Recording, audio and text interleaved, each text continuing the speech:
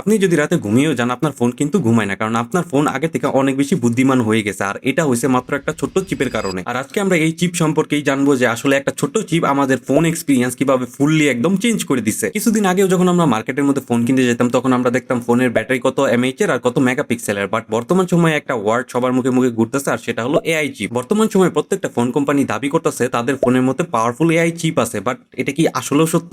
আজকে আমরা এটা এক্সপ্লেন করব। দেখো, ফোন ব্র্যান্ডগুলো তাদের ফোন মার্কেটে বিক্রি করার জন্য অনেক বড় বড় দাবি রাখে কি যে আমাদের ফোনের মধ্যে এআই চিপ আছে, অনেক পাওয়ারফুল এআই আছে, বাট এরকম কিছুই না। বেশিরভাগ ক্ষেত্রে দেখা যায় যে ফোন ব্র্যান্ডগুলো যে দাবিগুলো রাখতেছে এগুলো ফলস, আর অনেক সময় ইউজারের ডাটা ক্লাউডে পাঠিয়ে দেয়, এটা ইউজার জানেই না। এন্ড এটাই আমাকে কিউরিয়াস করে তাহলে রিয়েল ডিফারেন্সটা আসলে কোথায়। এই কোশ্চেনের আনসার খুঁজতে গিয়ে প্রথমে সামনাসামনি হয় কোয়ালকমের সাথে, কারণ কোয়ালকমের স্ন্যাপড্রাগন 8 Gen 5 ওয়ার্ল্ডের সবচেয়ে পাওয়ারফুল এআই চিপ বর্তমান সময়ের জন্য। কিন্তু এই চিপের মধ্যে আসলে স্পেশাল কি আছে, মানে এর স্পেশাল কেন ধরা হয়েছে? কারণ এর এনপি স্পিড 37% বাড়ানো হয়েছে, আর এই চিপ সেকেন্ডে 220টা ওয়াট জেনারেট করতে পারে। যদি পুরানো চিপের সাথে কম্পেয়ার করি তাহলে পুরানো চিপ সেকেন্ডে 70টা ওয়াট জেনারেট করতে পারে, যেটা অনেক লো কোয়ালিটির একটা চিপ বলা যায়। এন্ড এই চিপের পাওয়ারের কারণে আপনি যখন এআই অ্যাসিস্ট্যান্টের সাথে কিছু কথা বলবেন তখন আপনি বলার আগে এআই অ্যাসিস্ট্যান্ট আপনার কথা বুঝে আপনাকে আনসার দিতে হবে, আপনার তেমন একটা মাথা ঘামাইতে হবে না বললেই চলে। এই জন্যই বর্তমান সময় দেখবেন যে বড় বড় ফোন ব্র্যান্ডগুলো তাদের ফোনের মধ্যে স্ন্যাপড্রাগন 8 Elite Gen 5 বা এর থেকে বড় লেভেলের প্রসেসর ইউজ করতেছে, মানে কোয়ালকমের প্রসেসর ইউজ করতেছে। কিন্তু এআই এর রেসের মধ্যে কোয়ালকম একলা না, কারণ গুগল আরেকটা ডিফারেন্ট গেম খেলতেছে যেটা মানুষের চিন্তার বাইরে। গুগল তাদের পিক্সেল 11 সিরিজের জন্য টেনসর G5 প্রসেসরটা বানাইছে, আর এটা বানানো হয়েছে জেমিনিকে পাওয়ার দেওয়ার জন্য, যার ফলে জেমিনি 2.6 গুণ ফাস্ট হয়ে গেছে আগের তুলনায়। যার ফলে পিক্সেল 11 সিরিজের মধ্যে যে জেমিনিটা থাকবে এটার জন্য আপনাকে কোনো ইন্টারনেট কানেক্ট করতে হবে না, সে অফলাইনে হয়ে আপনার সব রকম আনসার বা আপনার সব রকম কাজে হেল্প করতে পারবে। যদি একটা সহজ এক্সাম্পল দিয়ে বুঝাই তাহলে ধরেন আপনার সাথে একটা মানুষ বসে আছে যে অন্য একটা ভাষায় কথা বলতেছে আর আপনি তার ভাষা বুঝতেছেন না।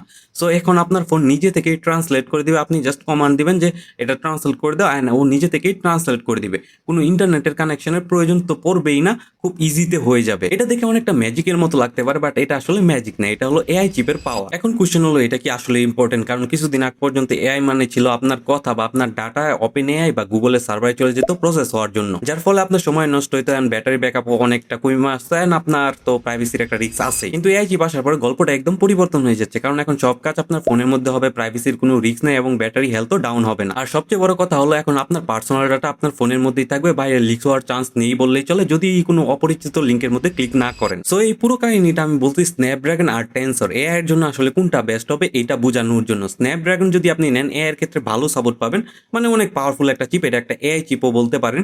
সো এটার মধ্যে আপনি গেমিং প্লাস এআই এর অনেক বড় একটা সাপোর্ট পাবেন, যেটা একটা ইনসেন বিষয়। আর টেনসরের যে প্রসেসরগুলো আছে এগুলো গেমিং এর ক্ষেত্রে তেমন একটা ভালো না, এটা আমরা সবাই জানি, কারণ পিক্সেলের ফোনগুলো গেমিং এর জন্য বানানোই হয় না।